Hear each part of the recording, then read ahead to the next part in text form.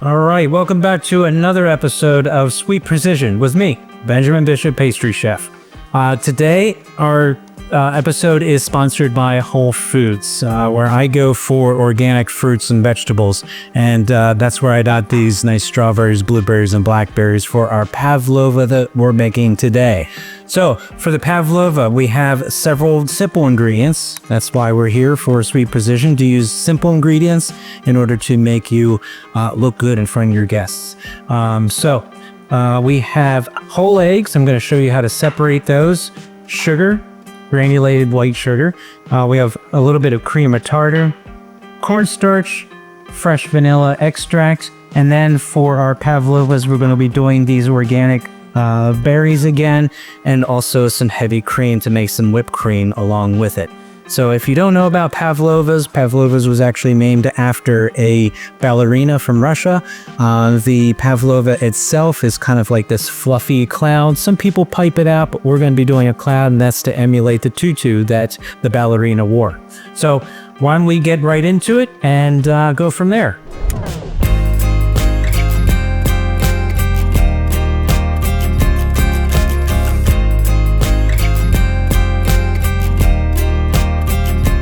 Okay, let's get started. So the first thing that you need to do is wash your bowl completely with soapy hot water, your bowl and your whisk. If you have any additional fats in there, either from your hands or from a little bit of butter or something that you're using before, even if I have this clean and put it through the dishwasher, I always re-wash it with hot soapy water and then dry it out completely with a clean rag.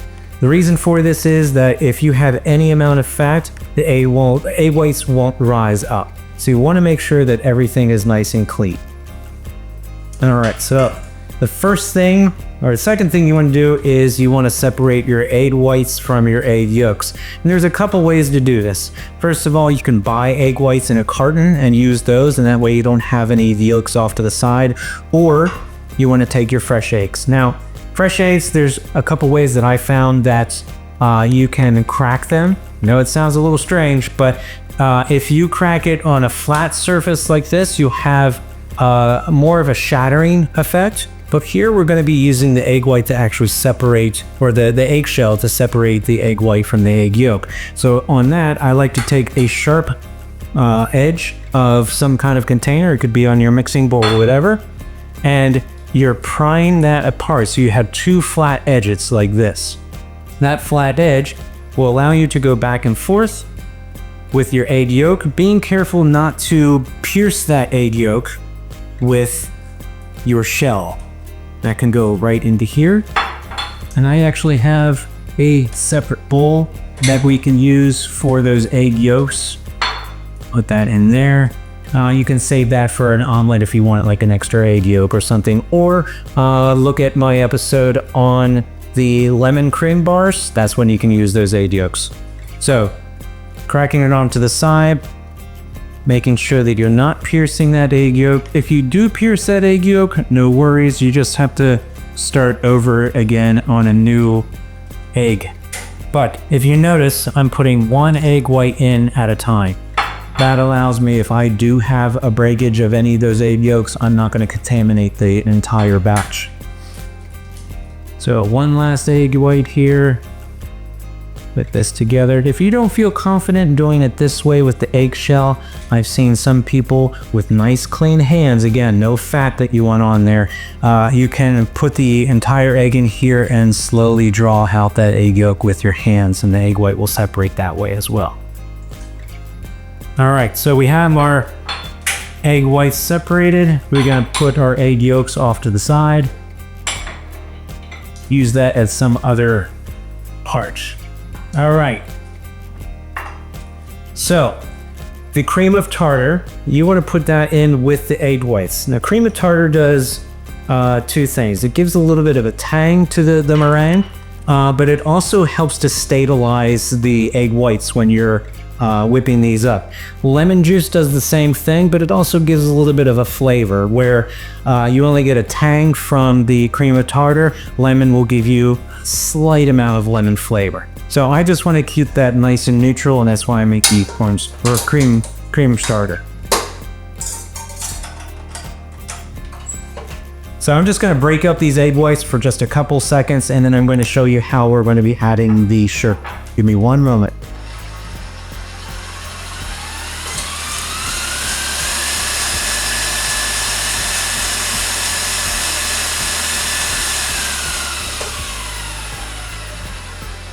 All right, so I just did that to break up the egg whites a little bit and get them started. It's just a little bit of froth in there, but it's not that big of a deal. What we want to do with the sugar is add this extremely slow. So the reason for that is if I dump it all in at once, we're not going to get a consistency that the egg whites are going to level up. So we're going to be adding this probably at the rate of a tablespoon every couple of seconds. I'm going to show you here to demonstrate, and then after that we're going to stop for a break because this will take probably about a good 2 to 3 minutes just to add in this sugar. And then I will show you that we're going to be continuing to whip this up until we have a nice thick meringue. I'm going to be using a medium to medium high speed on this.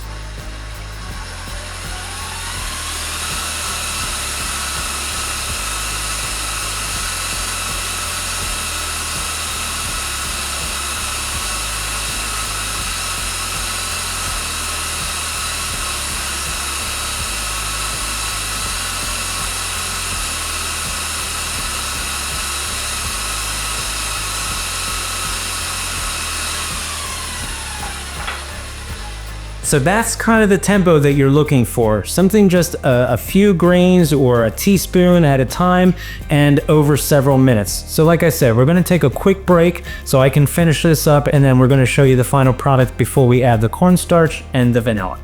We'll be right back.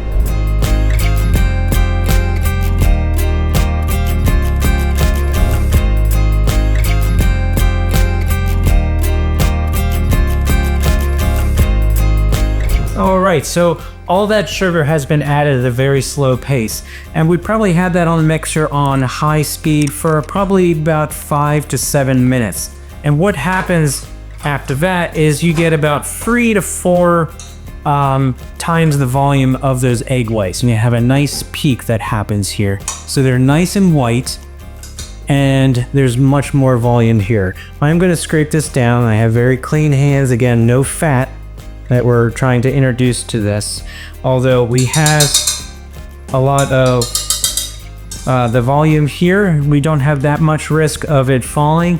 Like my grandmother says before, and I said this in other episodes, every little bite counts. That would be a bite for somebody. So scrape off the whisk, wash my hands there a little bit, and then the next thing we're going to do is add in the cornstarch and the vanilla. Now here I have a little extra vanilla. We're going to probably use half of that in this, and then half into the whipped cream that we're going to use for the final presentation of the pavlova. While I'm doing this is the cornstarch that we're adding. And then as we're doing that, a little fun fact about cream of tartar. Good for those Trivial Pursuit fans out there.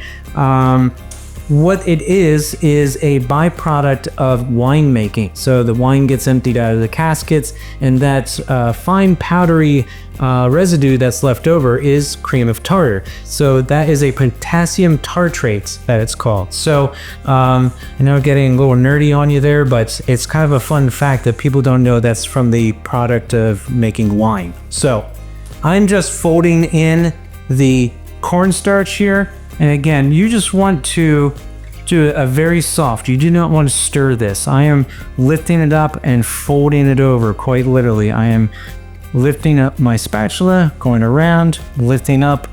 You just don't want to lose that volume by stirring everything together. And lastly, I'm going to put in half of the vanilla. Now I make my own vanilla extract.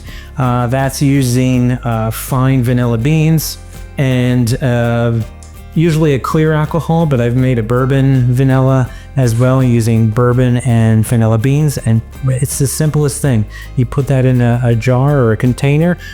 At home, you can use maybe 2 or 3 vanilla beans, add in your vodka or a bourbon or a whiskey, and make your own. They'll probably be about 30 days for it to be ready, but it's one of the best flavors out there if you can make your own. So just a little side fact there. All right, so we are again folding in the rest of that vanilla, and our meringue is finished. So what we're gonna do is, I have a lined sheet tray here. There's no fat on there. Again, you can actually put it right onto the parchment paper. We're gonna take a spoon here, a nice heavy spoon, and we're gonna make, let's do like 3 mouths. We want a nice size for when people are having the dessert. We'll do 1. We'll do 2 here.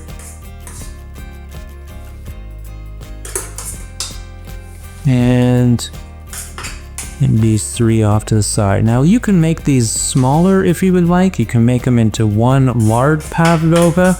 I just thought that having 3 separate ones would give us 3 servings to make. Now you want to keep them fairly high and somewhat uniform. You don't necessarily have to have this exactly in a circle. But remember, this is kind of the flow of the ballerina's tutu. So make sure that they're even. Now I can scrape this and put some more on there, but just out of the interest of time, we're going to finish these up. Now, I have just a tiny bit of water here. It doesn't matter if it's cold or hot, but it just helps to lubricate that spoon so we can go in here and make a little nest out of these. This will be a nice cavity that you're gonna use when we finish these up and put in our whipped cream and fresh berries. Again, trying to make these uniform because you don't want one of your guests to be looking at somebody else's plate and say, well, they got much more than I do. Make them look as uniform as possible. And again, just making little bird's nests. Some people pipe these out with a star tip from a piping bag. Some people would do this. It really depends on what you're looking for your final project. So that's it. It's a very, very simple recipe. This is a cold meringue that we're going to be baking off. And a cold meringue is just that we're not making a hot, simple syrup out of this. We are using the cold method where we're sprinkling in that sugar like we did before. So this is going to be going into an oven, 175 to 200 degrees. It's probably going to last you about an hour and a half, almost 2 hours until these are done. So it's a nice long time that you can go back, have a glass of wine or a coffee, just go about your day. But you want to keep an eye on these while they're in the oven. You don't have to open up the oven door, but keep an eye on this because around about the hour and a half mark, you're going to see these turn like a creamy color.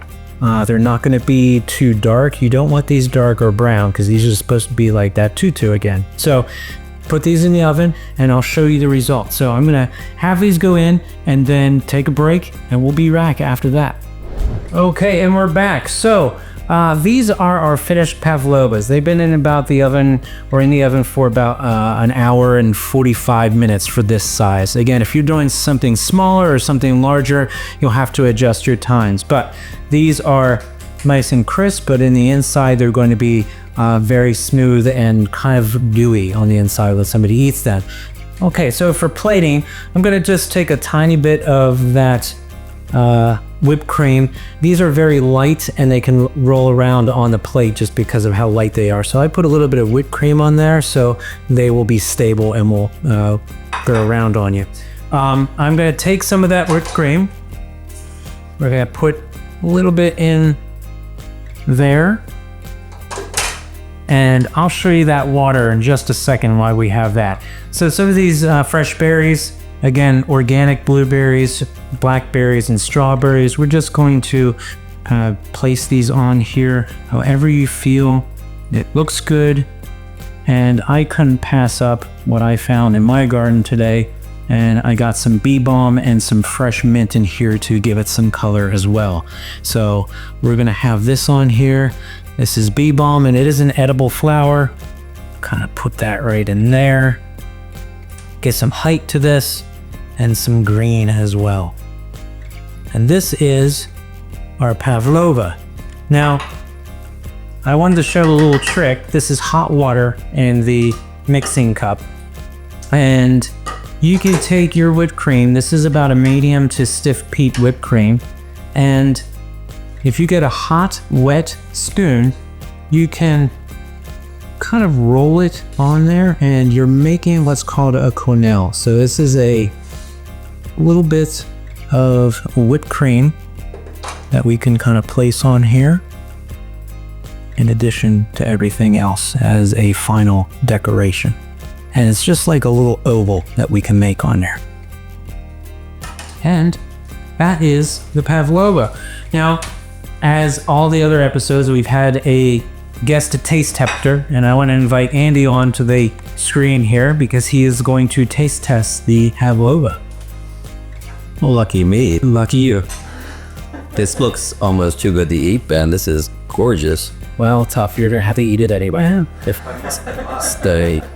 So it's a simple meringue. It's just egg whites, sugar, a little bit of cream of tartar, cornstarch, and vanilla in there. And the whipped cream also has another half of vanilla in there. Fresh organic berries and the bee balm. You could eat this. You can eat absolutely everything on that, except for the plate.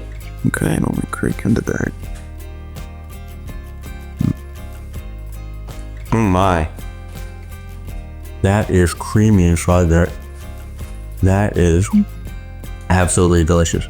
Now, the whipped cream I didn't put any sugar in because there's so much sugar in the meringue. So it's a nice juxtaposition to have something that's a little less sweet. It is absolutely delicious. Can I go for this bee wings? Eat the whole side? One, go for the bee ball. Oh, you're eating the whole flower. I wanted them On there still. Okay, so I should take the stem off. You can eat the flower. That's tasty. The picture is delicious. Berries? Yeah, with the berries and with that creamy center. The whole thing is delicious. Cool. It's made it. Fantastic. Thank you, Ben. Great. Thank you. Eat. All right. And thank you guys for joining us. If you want to follow me more, I'm on social media on Instagram and Facebook at Benjamin Bishop Pastry Chef. And I also do have a website. Keep eating if you want to. I have a website if you want to learn anything more and see some recipes. BenjaminBishopPastryChef.com. Until next time on Sweet Precision, I'm Benjamin Bishop Pastry Chef. See you next time.